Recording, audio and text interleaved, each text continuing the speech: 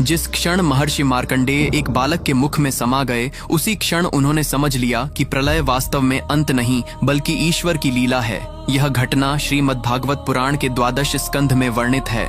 कथा उस समय की है जब महाप्रलय आ चुका था। न पृथ्वी थी, न आकाश था, न दिशा थी, न समय था। चारों ओर केवल अथाह जल और सन्नाटा था। उस विनाश में भी एक आर्षि जीवित थे, महर्षि मार्कंडेय। जल में भटकते हुए उन्होंने दूर एक अद्भुत दृश्य देखा। अनंत जल के बीच एक वट वृक्ष का पत्ता तैर रहा था और उस पत्ते पर एक दिव्य बालक शांति से लेटा हुआ था।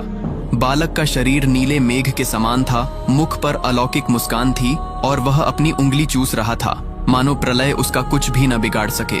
जहाँ पूरी सृष्टि लय हो चुकी थी, वहाँ यह बालक सुरक्षित कैसे था?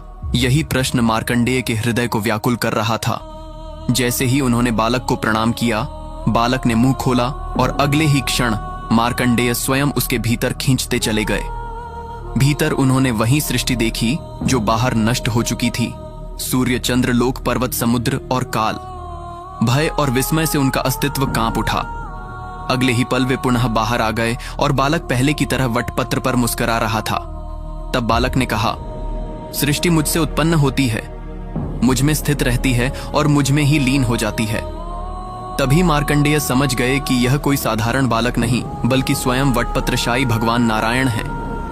अब आप ये बताएं, क्या आप यह कहानी पहले से जानते थे? कमेंट में जरूर बताएं।